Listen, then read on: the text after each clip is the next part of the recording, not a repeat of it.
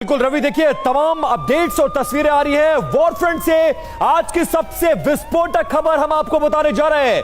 पश्चिम Asia में सबसे बड़ा हमला कर दिया गया है। किंग फहद काजवे ब्रिज पर यह हमला किया गया और सऊदी बहरीन लिंक पुल पर भी हमला कर दिया गया है। ड्रोन स्ट्राइक के बाद आग की भारी लपटें जो देखने को मिली है और 25 किलोमीटर लंबे समुद्री पुल पर यह ड्रोन स्ट्राइक की गई है।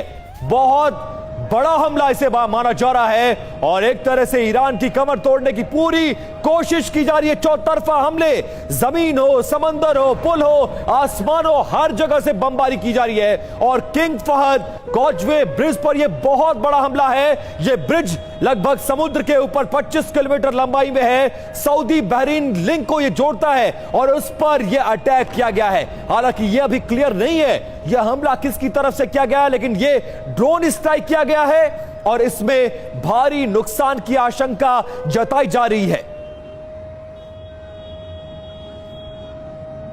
और देखिए, किंग फहद काजवे ब्रिज को ईरान ने ध्वस्त कर दिया। यह खबर और तस्वीर भी हमने आपको दिखाई। सबसे पहले कुछ विस्तार से कुछ अहम बातें इस हमले से जुड़ी आपके सामने हम रखने जा रहे हैं। सऊदी बहरीन लिंक पुल पर हमला हुआ है और ड्रोन स्ट्राइक के बाद आग की लपटें उठी हैं।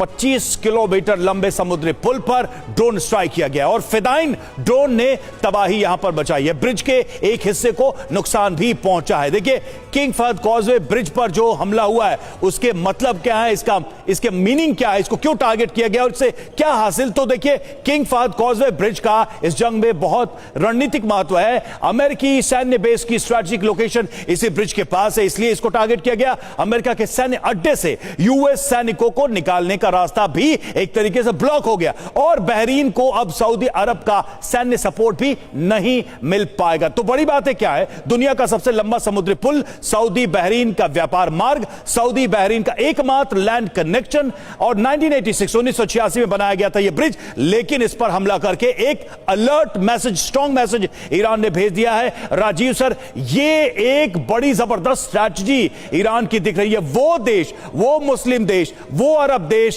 जो युद्ध शुरू होने से पहले मीठी मीठी बातें करते हैं, उनको अब ईरान के मिसाइलों का सामना करना पड़ा, उनके इंफ्रास्ट्रक्चर को नुकसान। यह ब्रिज देखिए, इसकी स्ट्रैटेजिक इंपॉर्टेंस कितनी है, यह क्या रणनीति है, क्या इससे ऑब्जेक्टिव हासिल हो रहा है ईरान को और कितना दबाव इन देशों पर।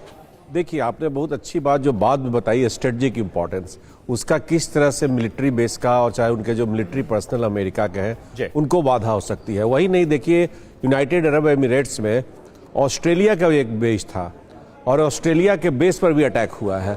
तो देखिए, जो ईरान अभी अटैक कर रहा है वह एक तरह से मिलिट्री बेसेस को, जो वेस्टर्न मिलिट्री बेसेस कह सकते हैं, अमेरिका के अलावा बाहर के जो उनके देश है, जो उनके मित्र देश हैं, उनके मिलिट्री बेसिस को अटैक कर रहा है। कोलेट्रल, इसे जो आप इंफ्रास्ट्रक्चरल डैमेज कर रहे हैं, ये कोलेट्रल डैमेज है। हो सकता है कहीं कहीं एक रणनीति भी होती है कि आप पुल को गिराएं, तो वॉर का एक स्ट्रेटजी हमेशा से रहा है, टैक्टिक रहा है कि वैसे सिग्निफिकेंट, स्ट्रेटेजिकली सिग्निफिकेंट ब्रिज। नहीं सर, ये इसलिए कि इसके पहले भी सऊदी में और यहीं पे हमला करके ऑयल रिग को डैमेज किया, रिफाइनरीज को डैमेज किया।